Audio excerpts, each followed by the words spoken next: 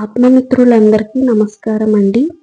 ఈరోజు మనము వీడియోలో దైవిక శక్తి మనతో పాటే ఉంది, మనల్ని నడిపిస్తుంది అని తెలిపే కొన్ని సంకేతాలు తెలుసుకుందామండి. ఎందుకు అంటే మనము ఈ భక్తి మార్గంలో, ధ్యాన మార్గంలో కానీ వచ్చినప్పుడు మనకు స్పష్టంగా అర్థమవుతుందండి. అంతకుముందు మనకు ఆ జ్ఞానం ఉండదు. అమ్మవారి శక్తి సూక్ష్మాతి సూక్ష్మం కదండి. ఆ దైవిక శక్తిని మనము గమనించుకోవాలి, మనతో పాటు ఉంది అని అర్థం చేసుకోవాలంటే మనకు కూడా అంతో ఇంతో జ్ఞానం ఉండాలండి. ఆ జ్ఞానం వచ్చిన తర్వాతనే మనకు అర్థమవుతుంది. అమ్మవారు కూడా కొన్ని సింటమ్స్ అనేది మనకి చూపిస్తుందండి. అమ్మ మనకి తెలియజేస్తుంటుంది కొన్ని సంకేతాలు. ఎందుకు అంటే అమ్మ తెలిపితేనే కదండి మనకి అర్థమవుతుంది. అలా అర్థమైనప్పుడు మనం ఇంకాస్త ముందుకు వెళ్తాం కదండి. అమ్మ మనతో పాటు ఉంది, మనల్ని నడిపిస్తుంది అని మనకు ధైర్యం అనేది వస్తుందండి. భయపడం మనం అప్పుడు. మన జీవితంలో మనం దేనికి భయపడం, మనం విజయవంతంగా ముందుకెళ్తాం. ఎందుకు అంటే అమ్మ తోడు ఉంటుంది. అమ్మ తోడు అనేది చాలా మనకి ధైర్యాన్ని ఇస్తుందండి. చాలా అంటే చాలా. మనం ప్రతి చిన్నదానికి ఇంతకు ముందు భయపడే వాళ్ళం, కానీ ఇప్పుడు భయపడమండి. నిర్భయత్వం వస్తుంది. అమ్మ తోడు ఉంటుంది కాబట్టి చాలా ధైర్యంగా మనము అడుగు ముందుకు వేయగలం. మన జీవితం సక్సెస్ఫుల్గా ముందుకు సాగుతుందండి. మనం ఏది స్టార్ట్ చేసినా కూడా విజయవంతంగా మనము పూర్తి చేయగలం. ఆ నమ్మకాన్ని అమ్మిస్తుందండి. అంటే కొంతమంది ఉంటారు కదండి, ఇప్పుడు ఏదైనా పని చేయాలంటే స్టార్ట్ చేయాలా వద్దా అని అనుకుంటుంటారు.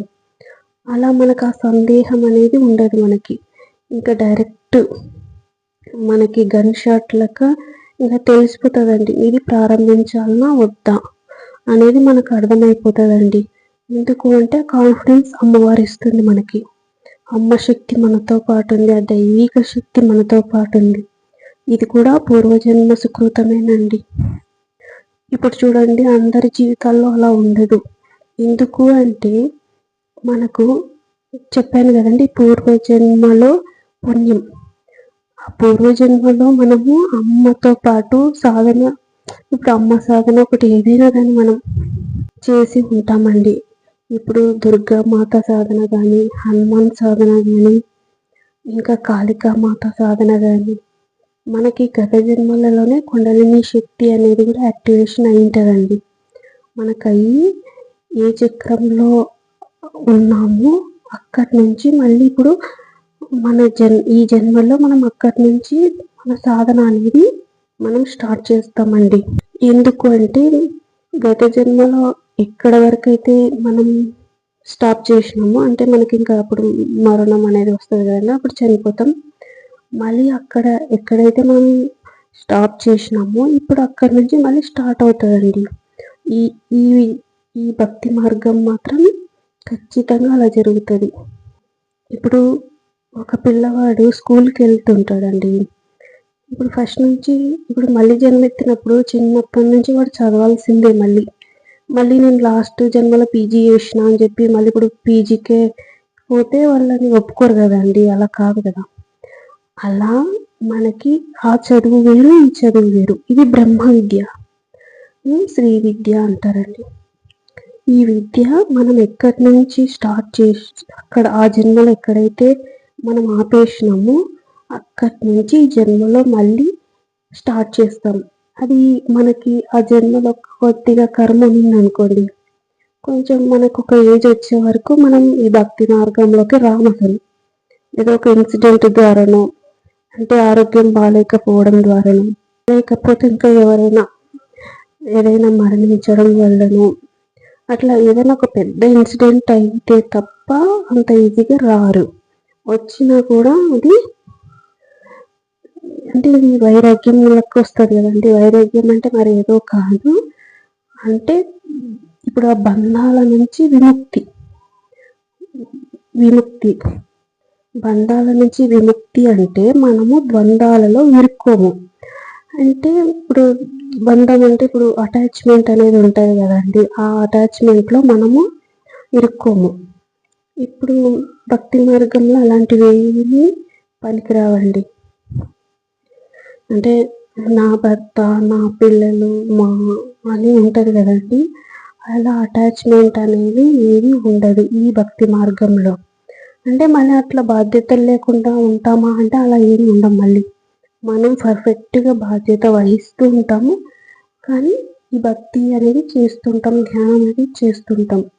ఎలా చెప్పాలి అంటే ఇప్పుడు తామరాకు పైన నీటి బొట్టులా ఉంటామండి. హ్మ్. అలా ఉంటేనే మనకి ఈ భక్తి మార్గం అనేది ముందుకు వెళ్తుంది. అలా ఉండడానికి కూడా కారణం భగవంతుడేనండి, అమ్మవారే. లేదంటే మనం ఆ బంధాల్లో ఇరుక్కున్నామనుకోండి, మనం ఆధ్యాత్మికత జీవితం అనేది ముందుకు సాగదు కదా! అటాచ్‌మెంట్‌లో ఉంటే ఎలా అవుతది? అందుకని. కానీ భక్తి మార్గంలో వచ్చినప్పుడు మనకి ఎక్కువ టైం పట్టదండి. చాలా ఈజీగా వచ్చేస్తాము. మనకి దర్శనాలవుతాయి, అనుభవాలవుతాయి. అమ్మ ఉంది అని మనకు తెలుస్తది. ఎలా తెలుస్తది అంటే, అమ్మ మనకి కళల రూపంలో కానీ, దర్శనాల రూపంలో గానీ, మెడిటేషన్‌లో కూర్చున్నప్పుడు గానీ, అలా అమ్మ దర్శనం ఇస్తుందండి. అమ్మ దర్శనం అంటే అంత ఈజీ కాదు. అందరికీ అమ్మ దర్శనాలు కావు. అంటే వాళ్ళ పూర్వజన్మ సుకృతం వల్లనే అవుతది. ఇప్పుడు చూడండి, మామూలుగా సాధారణంగా పూజ పెట్టినామా, పూలు పెట్టినామా, పూజ చేసినామా అని కాకుండా మనం భక్తితో ఎప్పుడైతే మనం శరణాగతితో చేస్తామో అప్పుడే భగవంతుడు గానీ, అమ్మవారు గానీ మనకి పూజని స్వీకరిస్తారు. అలా స్వీకరించడం వల్లనే మనకు ఆ దేవతా శక్తి మనపై అనుగ్రహిస్తుంది. అలా అనుగ్రహించడాన్ని మనము ఇప్పుడు మనకి అలా అనుగ్రహించడం వల్లనే మనము భగవంతుడితో త్వరగా కనెక్ట్ అయ్యాము అని అంటాము. అంటే భగవంతుడికి మనకి అనుబంధం అనేది ఏర్పడుతదండి. ఇలా ఏర్పడినప్పుడు మనం ఎప్పుడు కూడా సరైన మార్గంలోనే ఉంటాము. వేరే దారిలోకి వెళ్ళం. అంటే తప్పుడు దారులలోకి వెళ్ళమండి. ఎందుకంటే అమ్మ మన వెనకాలే ఉంది గదా! సరైన మార్గంలోనే ఉంటాము. సరి అయిన నిర్ణయాలే తీసుకుంటామండి. అంటే కరెక్ట్ టయానికి మనం ఏదైతే నిర్ణయం తీసుకుంటామో అది పర్ఫెక్ట్‌గా అయి ఉంటది. అందరికీ అలా తీసుకోలేరు గదండీ! ఎందుకంటే వీళ్ళకి ఆజ్ఞాచక్రం ఓపెన్ అయ్యి ఉంటది. ఆజ్ఞాచక్రం ఓపెన్ అయితేనే మనకు దేవి దర్శనాలు, అమ్మవారి దర్శనము, అయ్యవారి దర్శనము అవుతదండి. ఇంకా మనకి నిద్దట్లో గూడా నిద్రపోతున్నప్పుడు మనము ఎవరో పిలిచినట్టు సడన్‌గా లేస్తామండి.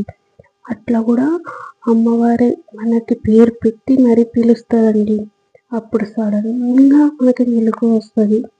అలా నిద్రలో చాలా సార్లు గమనించానండి నేను. ఇంకా రాత్రి పూట అమ్మవారు గజ్జెల సప్పుడు గూడా వినిపిస్తదండి. గలగలా నడుచుకుంటూ వెళ్తున్నట్టు అలా వినిపిస్తదండి. అందరికీ గజ్జెల సప్పుడు వినిపిచ్చదు. First time భయమైతది. కానీ మళ్ళీ అమ్మే కదా అని మనకు అర్థమైతదండి. ఇంకా మనం ధ్యానంలో కూర్చోగానే ఇట్లా కళ్ళు మూయగానే కలర్స్ గూడా కనిపిస్తాయండి. ఆ కాంతి, రకరకాల కాంతి కలర్స్ కనిపిస్తాయి. ఆ కాంతి అసలు మనము ఈ భౌతికంలో అసలు చూడమండి. అంత కలర్స్ కాంతి అనేది తేజోవంతంగా ఉంటది. అది భౌతికంలో అసలు ఉండదు. అలాంటి కాంతి కలర్స్ కనిపిస్తాయండి. అలా కాంతి మనలోకి ప్రవేశిస్తుందండి. అలా ప్రవేశించడం వల్ల గూడా మన ఆరా శక్తి అనేది పెరుగుతది.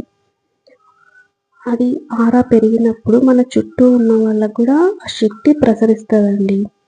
అలా ప్రసరించినప్పుడు మనకి ఏదైనా సమస్య వస్తుంటది, పోతుంటది గదండీ! అలా ఏదైనా సమస్య వచ్చినప్పుడు వెంటనే క్లియర్ అవుతది. ఆ సమస్య అనేది తొందరగా క్లియర్ అయిపోతది. ఎందుకు అంటే దైవిక శక్తి మనతో పాటే ఉంది కదా! అందుకు. అంటే మనకు ఆ సమస్య ఎందుకొచ్చింది అనేది గూడా మనకు అర్థమైపోతది. క్లియర్‌గా ఎందుకొచ్చింది అనేది అర్థమైనప్పుడు మనకి కర్మ సిద్ధాంతం కూడా అర్థమవుతది. అంటే మనం ఇది చేసింటేనే మనకొచ్చింది అనేది మనకి క్లియర్‌గా అర్థమవుతదండి. ఇంకా బ్రహ్మ ముహూర్తంలో లేస్తామండి. 3-5 గంటల లోపే మనకు మెలకువ వస్తది. అసలు పడుకోమండి. ఎందుకు అంటే మనకు ఆ టైంలో మెలకువ రావడం అనేది అమ్మవారి శక్తి. ఆ దైవిక శక్తి మనల్ని నిద్రలేపుతదండి. మనకు నిద్ర రాదు ఆ టైంలో. మీరు లేసి మళ్ళీ పడుకోవాలన్నా కూడా పడుకోలేరు. ఎందుకు అంటే మనకు ఆ శక్తి అప్పుడు ఎక్కువ విడుదలవుతుంటది. ఏదైనా చేయొచ్చు. పూజ చేయొచ్చు, ధ్యానం చేయొచ్చు ఆ టైంలో. ఏదైనా మంత్ర జపం కూడా చేయొచ్చండి. ఆ టైంలో చేయడం వల్ల మనకి ఎక్కువ దైవిక శక్తి విడుదలవుతదండి. థ్యాంక్ యూ వెరీ మచ్ అండి.